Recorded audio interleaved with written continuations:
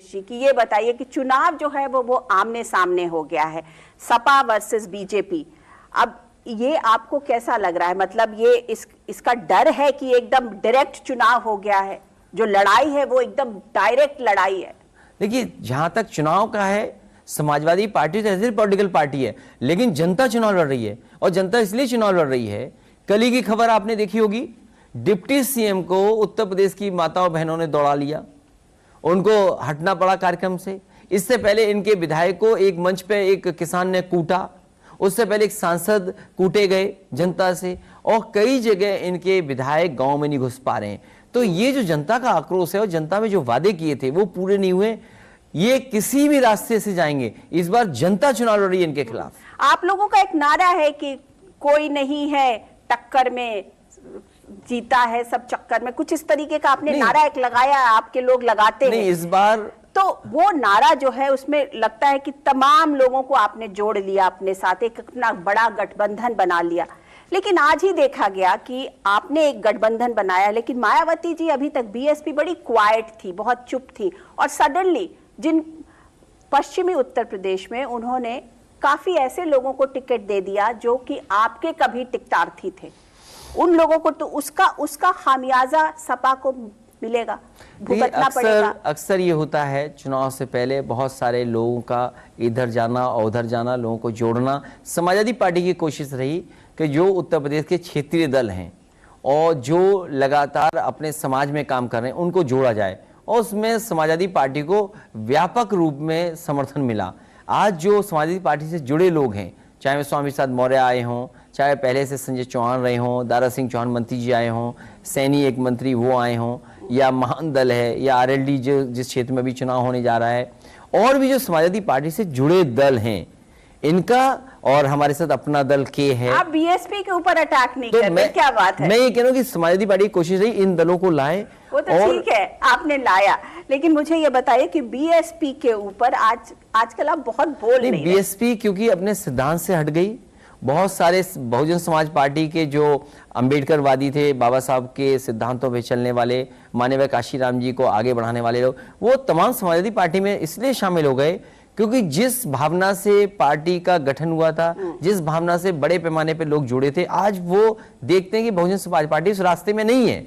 इसलिए तो बड़ी संख्या में बहुजन समाज पार्टी के लोग समाजवादी पार्टी में शामिल हुए हैं, और कोशिश की गई है कि इस चुनाव में समाजवादी लोग और अंबेडकरवादी लोग मिलकर के लोकतंत्र और बाबा साहब का दिया हुआ संविधान बचाएं। लेकिन उन्होंने जो टिकट बांटे बीएसपी ने, अभी जब आज ही की बात है, तो वो आपको हरवाने के लिए इस तरीके का टिकट दे रही है या बीजेपी को हरवाने के लिए? मैंने पिछली बार भी जो विधानसभा चुनाव देखा था जिसमें बहुजन समाज पार्टी ने, हालांकि वो उनका एक अपना तरीका है सिलेक्शन करने का, किस प्रत्याशी को टिकट देना है, लेकिन उनका भारतीय जनता पार्टी को हराना नहीं था लक्ष्य।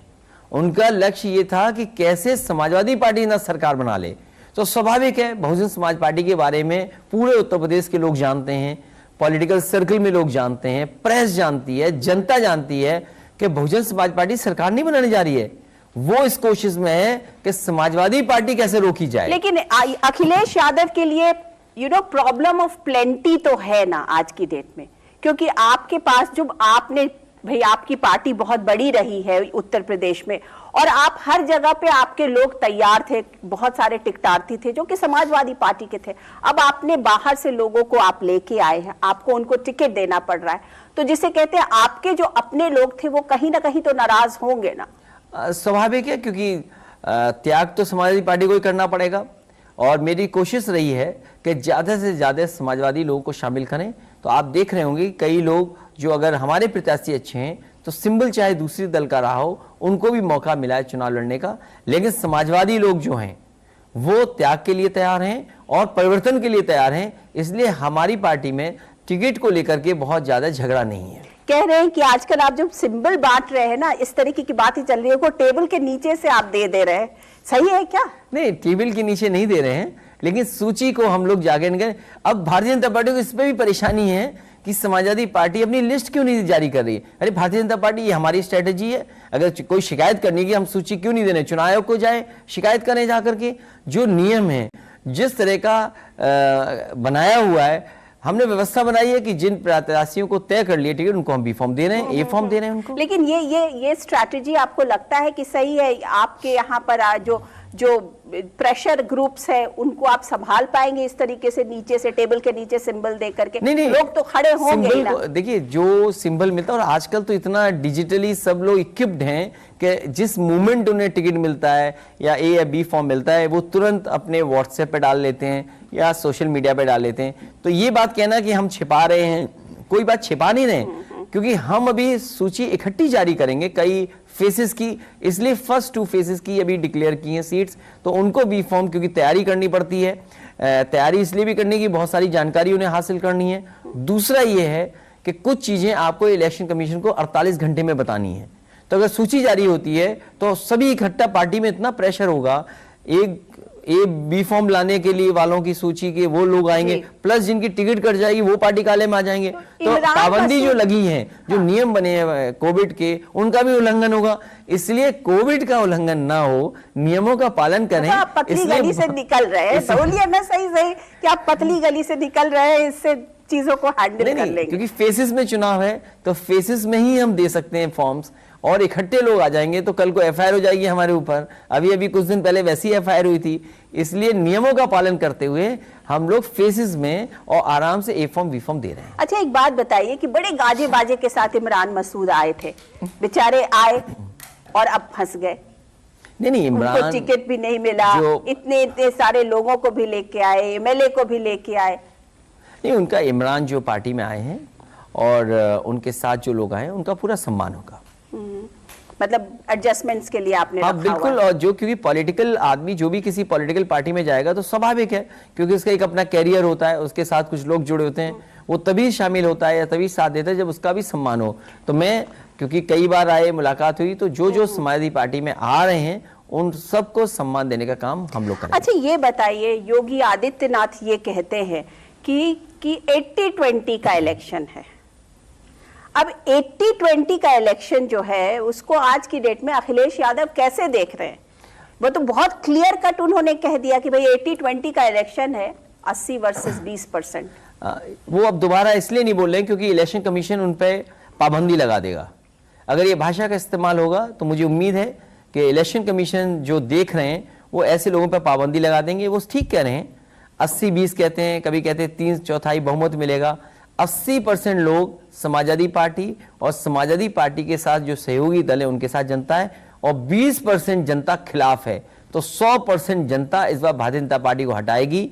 और जो लोग 3/4 कह रहे हैं उन्हें गणित का एक लगाना पड़ेगा अध्यापक, जो 3/4 है वो कम से कम समझ लें कि जब 100% जनता इनके खिलाफ खड़ी हो जाएगी तो 3 या 4 ही सीट जीतेंगी। पर ये बताइए, बीजेपी ने तो अभी से ही कैराना शुरू कर दिया। अमित शाह कल डोर टू डोर कर रहे हैं, कहीं जेपी नड्डा वहां डोर टू डोर कैंपेन कर रहे हैं। बीजेपी ने कैराना शुरू कर दिया, मुजफ्फरनगर शुरू कर दिया।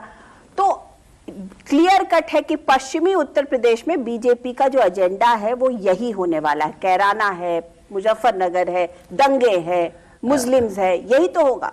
मुझे उम्मीद है चुनाव आयोग ने वो तस्वीरें और वीडियो देखे होंगे और चुनाव आयोग जरूर इसको नोटिस लेगा कि पूरे भारतीय जनता पार्टी के लोग, सीनियर लीडर से लेकर के सब लोग कोरोना फैलाने गए थे कैराना में।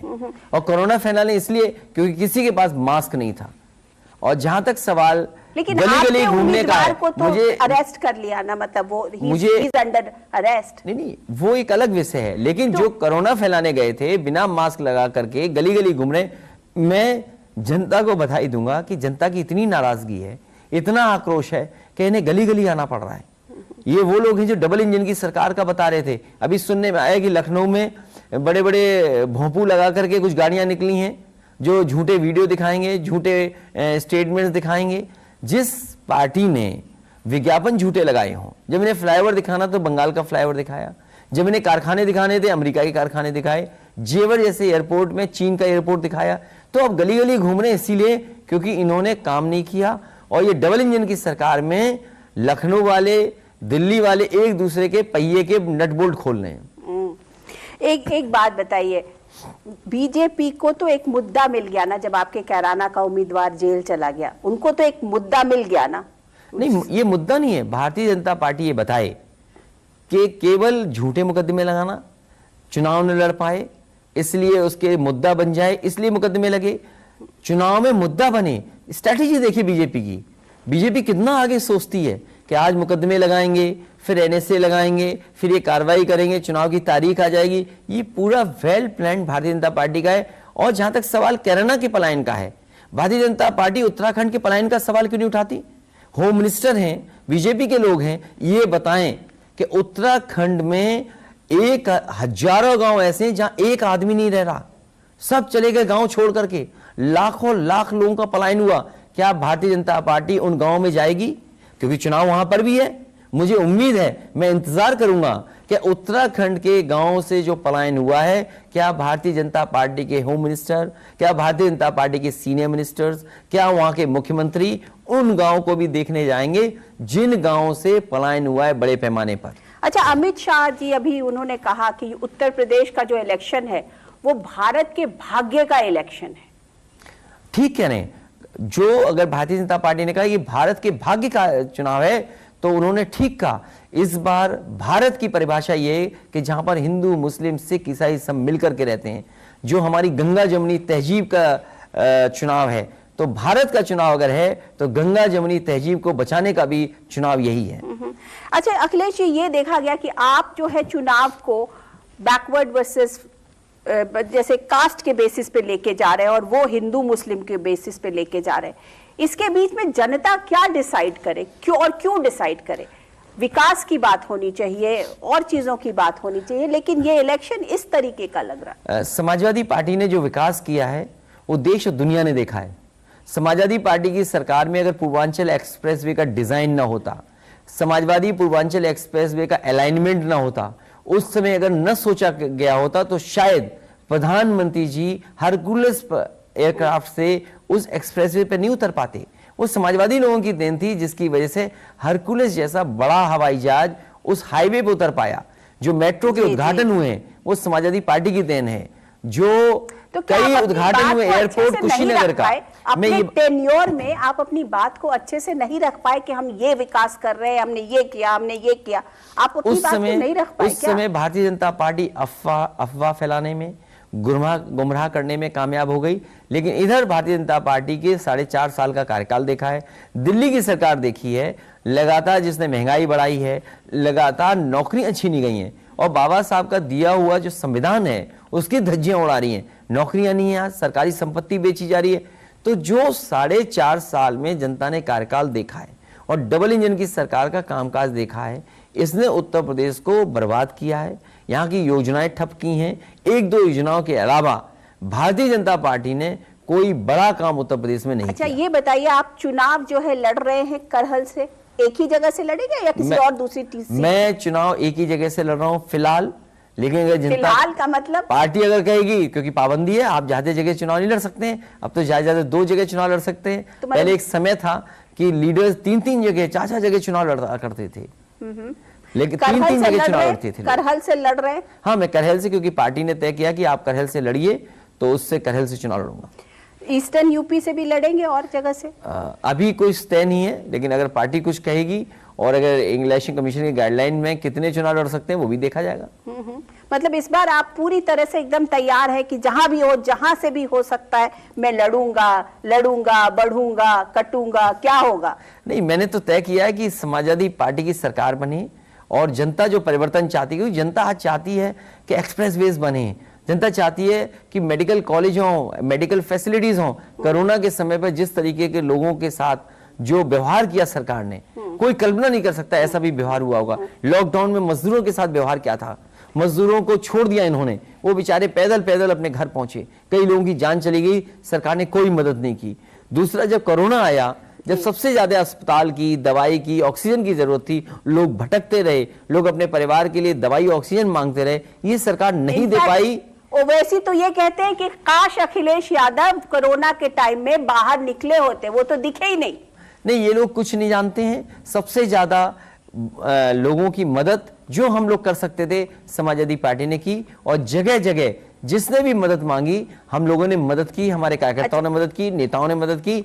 लेकिन भारतीय जनता पार्टी की जिम्मेदारी थी, वो सरकार में थे, उनकी जो टीम 11, टीम 20 जो बैठी हुई थी, उसने कितना बड़ा धोखा दिया उत्तर प्रदेश की जनता को कि उत्तर प्रदेश की जनता को इलाज नहीं मिला, दवाई नहीं मिली, बिस्तर नहीं मिला, ऑक्सीजन नहीं मिला, दाह संस्कार के लिए लकड़ी नहीं मिली, मजबूरी में लाशें बह रही थी गंगा में। जी, अब एक बात बताइए कि ओवैसी को आप किस तरीके से देख रहे हैं? वो आकर के यहाँ आते हैं, खूब शिरकत करते हैं, बयानबाजी करते हैं, बोलते हैं। उनके बारे में कुछ नहीं कहना, क्योंकि वो लड़ाई में नहीं है और उत्तर प्रदेश की जनता बदलाव चाहती है। उनका दल बदलाव नहीं ला सकता। पर एक बात बताइए कि आपके परिवार में एक तरफ से आया राम हो रहा है, दूसरे तरफ से गया राम हो रहा है।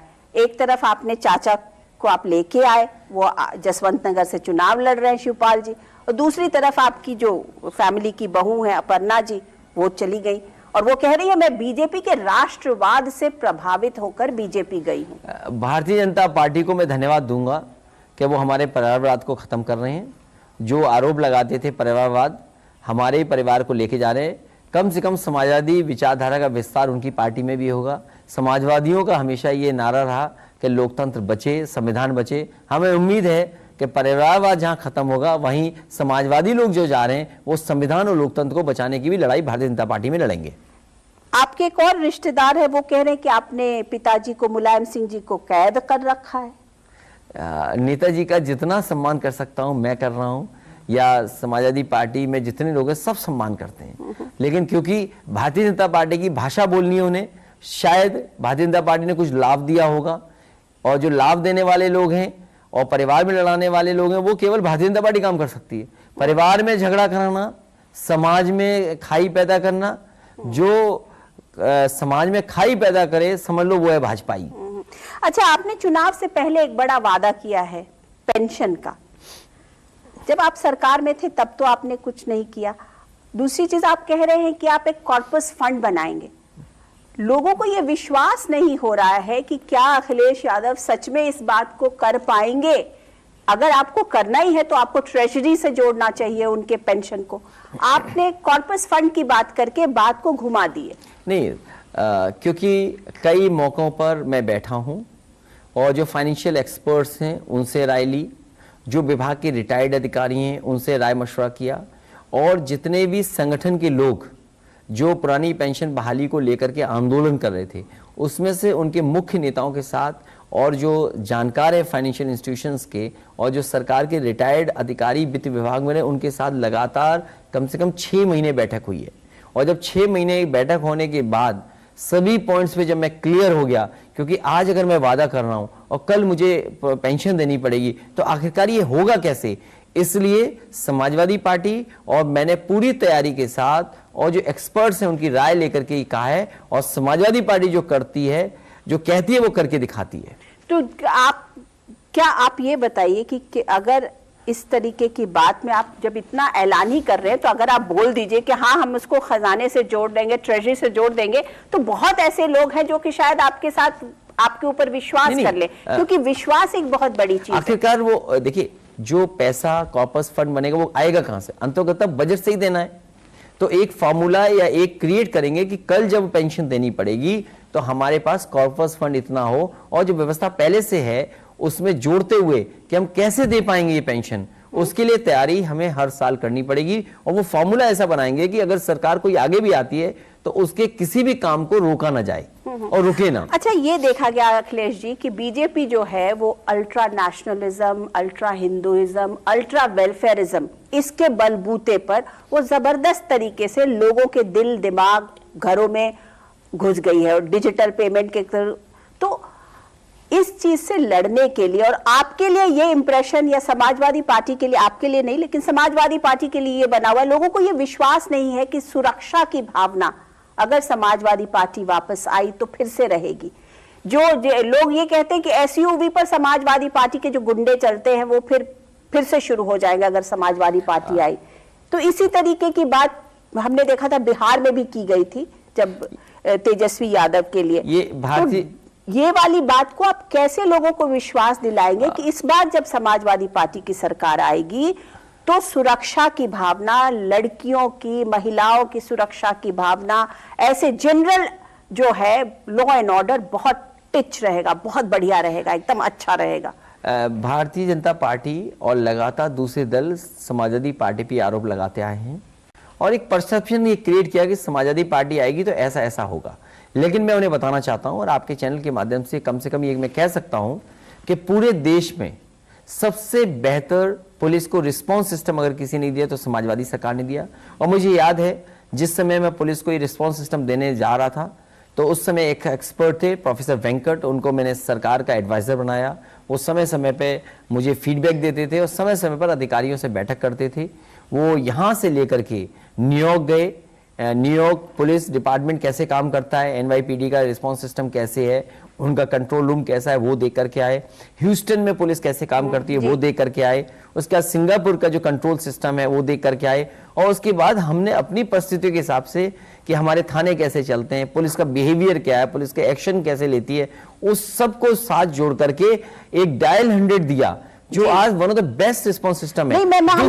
दूसरा कि एक पुलिस हेडक्वार्टर बनाया कि पुलिस विभाग के लोग कोई कहीं बैठता था, कोई कहीं बैठता था, एक रूफ के अंदर सब पुलिस अधिकारी और कर्मचारी और विभाग आए, जिससे कि अगर हमें किसी की मदद करनी पड़े, लॉ एंड ऑर्डर में काम एफिशिएंसी बढ़े, उसके लिए किया। अखिलेश जी, मैं मानती हूँ, मैं आपको बीच में टोक रही हूँ कि आपने तकनीक दी, आपने टेक्नोलॉजी दी, आपने सिस्टम को किया, लेकिन जो आरोप तो यही है कि जो आपके नेता लोग थे, जो आपके नेता और वर्कर्स थे, वो पुलिस के ऊपर उनकी दबिश रहती थी।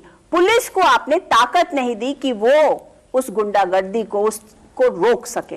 ये नई सपा है और इसीलिए मैंने कहा नई हवा है, नई सपा है। और जहां तक सवाल कानून व्यवस्था का है, लॉ एंड ऑर्डर का है, मैं भरोसा दिला सकता हूं कि जब इतने बेहतरीन काम सरकार में समाजवादियों ने किए हैं, चाहे 1090 दिया हो महिलाएं बेटियों की सुरक्षा के लिए, लॉ एंड ऑर्डर और कानून व्यवस्था पे सबसे ज्यादा ध्यान देंगे। अगर कोई भी कानून व्यवस्था से खिलवाड़ करेगा उसके खिलाफ कार्रवाई होगी। तो आप इस हमारे चैनल पर इस बात को कमिट करेंगे कि अगर आपके नेता, आपके एमएलए, आपके कार्यकर्ता को आपने मतलब पुलिस पूरी छूट देंगे कि अगर उन्होंने कोई चीज गलत काम किया तो पुलिस को ये उनके ऊपर दबिश देने का अधिकार होगा? नहीं, कोई भी कानून को तोड़ेगा उसके खिलाफ कार्रवाई होगी जो कानून के अंदर है। और अगर पुलिस भी अन्याय करेगी तो पुलिस के लिए भी कानून वही है। तो कहीं ना कहीं आपको ये लगातार कोशिश करनी पड़ेगी कि पुलिस भी बेलगाम ना हो जाए।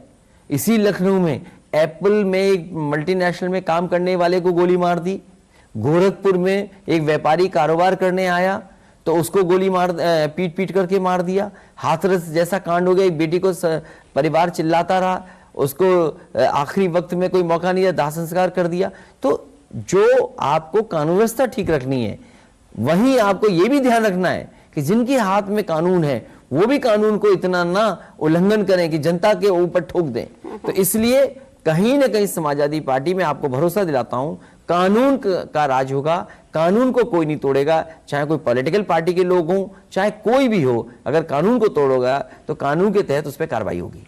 अच्छा, मैं अभी परसों प्रियंका गांधी का इंटरव्यू कर रही थी और प्रियंका गांधी ने कहा कि अगर ऐसा हुआ कि हमें उनको सपोर्ट करना पड़ा तो हम करेंगे। उन्होंने बड़ी क्लियर कट बोला कि हम अखिलेश जी को सपोर्ट करेंगे, हम समाजवादी पार्टी को सपोर्ट करेंगे क्योंकि हमें बीजेपी नहीं चाहिए। मैं उनका धन्यवाद देता हूं और धन्यवाद के साथ साथ मैं कहूंगा कि समाजवादी पार्टी को और समाजवादी पार्टी के गठबंधन के लोगों को जो सीटें मिलने जा रही हैं शायद किसी के सहयोग की जरूरत नहीं पड़ेगी। आप इतने मतलब उससे कैसे कह सकते हैं? मैं इसलिए कह रहा हूं कि पहले चरण से ही जीत होना शुरू होने जा रही है। बीजेपी घबराई हुई है, बीजेपी के लोग गली गली घूम रहे हैं, विपक्ष के लोगों पे पाबंदी लगा रहे हैं, विपक्ष के लोग प्रचार न कर पाए और खुद बिना मास्क के प्रचार कर रहे हैं। लेकिन आप इस तरीके से कह रहे तो आपने कोई एक आकलन तो किया होगा कि आपको कितनी सीट्स आ रही है? जो पिटाई तो नहीं कहूंगा, एक विधायक की हुई, लेकिन जिस तरीके से उत्तर प्रदेश की माताएं बहनें या किसी संबंधित विभाग से लोगों ने डिप्टी सीएम को दौड़ा लिया, अगर डिप्टी सीएम के साथ ऐसा व्यवहार हो जाए और जनता आक्रोश हो जनता के अंदर, तो हो सकता है मैंने जो पहले दिन कहा कि गठबंधन और समाजवादी पार्टी 400 सीटें भी जीत सकती है। लेकिन एक बात बताइए कि आपने 2017 में आपको 47 सीटें आई, आप बहुत भी बढ़ जाएंगे, 100 बढ़ जाएंगे? लेकिन उनकी अगर घट भी जाएंगी तो 100 घट जाएंगी, फिर भी सरकार तो उनकी ही बनती है, बीजेपी की ही बनती है। जब पिछला चुनाव जो समाजवादी पार्टी जीती थी, जिस समय समाजवादी पार्टी की सरकार थी, तो मैं सदन में देखता था भारतीय जनता पार्टी के भी 47 विधायक थे, और कभी कभी जो उपस्थिति थी 10-12 की उपस्थिति होती थी, जो 47 से 324-25 तक पहुंच सकते। तो हम 47-50 से नहीं 400 पहुंच सकते। वही जनता जिसको सपने दिखाए थे भारतीय जनता पार्टी ने, आज वही जनता परेशान है भारतीय जनता पार्टी से कि इन्होंने किसानों की आय दोगुनी क्यों नहीं की, खाद नहीं मिल रही है, जानवर खेतों को बर्बाद किए दे रहे हैं, जानवर के एक्सीडेंट से जान जाए। पूरे देश में सांड के टक्कर से किसी की जान नहीं जा रही है, केवल उत्तर प्रदेश है जहां सांड के टकराने से या सांड के सींग से लोगों की जान जा चुकी है। अभी तक मेरे पास 70 से ज्यादा की सूची है, और 5 साल की न जाने कितनी बड़ी सूची होगी। सोचिए जिन्होंने जिम्मेदारी ली। पर आपने अपने लिए टारगेट 400 कुछ ज्यादा नहीं रख लिया, कुछ थोड़ा ज्यादा, थोड़ा कम कर सकते हैं? नहीं, 400 टारगेट कम नहीं है। मैं देखता हूं 47 से 324 जीत गए, झूठ बोल करके। और कितना झूठ बोला इन्होंने। तो समाजवादी पार्टी ना, आपकी इतनी बड़ी पार्टी है जो वर्ल्ड की नंबर 1 की पार्टी है, तो आपकी जो लड़ाई है दुनिया के सबसे बड़ी पार्टी से आज की डेट में हो रही है। उनके पास बोलने वाले इतने हैं, उनके पास इतने नेता हैं, आप उठा के देख लीजिए उनके पास कितने नेता हैं, आपके कितने नेता हैं? भारतीय जनता पार्टी जो है वो झूठ बोलने वाली पार्टी है। अगर दुनिया में सभी पार्टियों को देखा जाएगा, सबसे झूठ बोलने वाली पार्टी कौन सी, तो भारतीय जनता पार्टी निकलेगी। दुनिया में हमें एक पॉलिटिकल पार्टी बताइए जिसके मिनिस्टर के बेटे ने गाड़ी से किसानों को कुचला हो, 4 किसानों को कुचल करके जान ले ली हो। देश की इकलौती पार्टी, दुनिया की इकलौती पार्टी जिसने अन्नदाता की जान ले ली हो, अन्नदाता को आतंकवादी कहा हो। किसानों को याद है, इस बार मैं कह रहा हूं जहां से चुनाव शुरू होने जा रहा है वहां किसान अपने मान सम्मान का चुनाव समझ रहे हैं। अपने मान सम्मान का चुनाव है उनका। पूरा किसान, पूरा गरीब, नौजवान, हर वर्ग के लोग, व्यापारी, हर वर्ग के लोग खिलाफ है भारतीय जनता पार्टी के। अच्छा ये बताइए, तमाम जितनी पार्टियां और जितने नेता हैं, सब लोग तमाम लोगों को ये फलसफा दे रहे हैं, ये दे रहे हैं कि हम आपको रेवड़ियां जैसे बांटना कह सकते हैं कि इतनी नौकरी दे देंगे, इतना काम दे देंगे, इतना ये दे। पर ये सब होगा कैसे और आप कैसे? क्योंकि योगी आदित्यनाथ भी वही कह रहे हैं, बीजेपी भी वही कह रही है। क्यों नहीं हो सकता? जब समाजवादी सरकारी नौकरियां देंगे आप? क्यों नहीं दे सकते? सरकारी नौकरी क्यों नहीं दे सकते हैं? और मैं आपको 2-3 विभाग का उदाहरण दे सकता हूं। अगर दावा कर रहे हैं भारतीय जनता पार्टी के लिए हमने इतनी लाख नौकरी दी, अगर हम कहें कि इससे ज्यादा नौकरी दे सकते हैं, मैं उदाहरण देना चाहता हूं कि पुलिस विभाग में, सरकारी विभाग में जितने भी पद खाली हैं वो लाखों हैं। शिक्षा विभाग में ही लाखों हैं। अगर शिक्षा विभाग की भर्ती की जाए, लाखों हैं, लाखों। और शिक्षा विभाग को अगर बेहतर करेंगे, अच्छा करेंगे, तो उसमें लाखों नौकरी और निकल सकती हैं। इसलिए हम मैनिफेस्टो में जब अपना लेकर के आएंगे तो जितनी भी सरकारी नौकरियों के रिक्त स्थान हैं, रिक्त पद हैं, सभी को भरा जाएगा। अगर यही हम गिनती कर लेंगे तो लाखों हैं। और दूसरा, जब आप इन्वेस्टमेंट लाएंगे, जब आपकी इकोनॉमी ग्रो करेगी, जब आप एग्रीकल्चर सेक्टर को बेहतर करेंगे, जब आप इंफ्रास्ट्रक्चर को में काम करेंगे, जब मैन्युफैक्चरिंग की तरफ जाएंगे, जब स्मॉल स्केल इंडस्ट्री को हम बढ़ावा देंगे, तो नौकरी के साथ साथ रोजगार के भी अवसर होंगे। इसीलिए एक बात आप शुरुआत में मैंने किया, हालांकि जो 300 यूनिट का किया वो तो एक अलग है, उसके बाद किसानों की सिंचाई माह पहले भी की थी, फिर करने जा रहे हैं। लैपटॉप 18 लाख से ज्यादा बांट के दिखाए। और इस समय डिजिटल डिवाइड दिखाई देता है। कोरोना के समय पर जो गरीब परिवार थे उनके बच्चे पढ़ नहीं पाए, लेकिन उनके मोबाइल नहीं था, इंटरनेट नहीं था। योगी जी तो यही कहते हैं कि ये नौकरी की बात कर रहे हैं, लेकिन कितनी ट्रांसपेरेंसी से ये नौकरी देंगे? कुछ जिलों के लोगों को नौकरियां मिलेंगी, कुछ लोगों को नौकरियां मिलेंगी। कम से कम बाबा मुख्यमंत्री को योगी होकर के झूठ नहीं बोलना चाहिए। जो झूठ बोलते हैं कम से कम 4.5 साल 5 साल में आंकड़े तो बताते। ये वही लोग हैं झूठे जिन्होंने ये कहा था कि नौकरी सबसे ज्यादा इस वर्ग को मिली है। इन्होंने कमीशन बैठाया और कमीशन बैठा करके चेक किया कि क्लास 4 क्लास 3 में किस जाति के लोग नौकरी ज्यादा पाए हैं। जिस समय इन्होंने पाया कि ये उनके कहने से और जो भाषण दिए थे वो गलत थे, उन्होंने आज तक कमीशन की रिपोर्ट को सार्वजनिक नहीं किया। आखिरकार मुख्यमंत्री जी बताएं, क्या आपने जातियों की गिनती नहीं की थी? मुख्यमंत्री जी ने जातियों की गिनती कराई थी कि क्लास 3 में, क्लास 4 में किस जाति के कितने कितने लोगों को नौकरी है। मैं मुख्यमंत्री जी से कहता हूं कि जो दूसरों पे जाति का आरोप लगाते हैं, उन्होंने खुद गिनती कराई थी, वो गिनती कब जनता को बताएंगे कि क्या गिनती है, आप और क्लास 2 की और क्लास 1 की गिनती करके कब बताएंगे। तो गोरखपुर में आप भी तो योगी जी के खिलाफ ब्राह्मणों को लेके आए हैं। नहीं, सवाल जात का नहीं है। अगर कोई मुझसे टिकट मांगेगा, वो परिवार वो है जिसके साथ धोखा हुआ, वो परिवार वो है जिसको बीजेपी ने अपमानित किया। अगर वो परिवार समाजवादी पार्टी से जुड़ता है तो समाजवादी पार्टी जोड़ेगी उस परिवार को। अच्छा, ये बताइए कि जितने भी जो उत्तर प्रदेश की प्रेजेंट गवर्नमेंट जितनी भी तरीके के लोगों को पैसे दे रही है, चाहे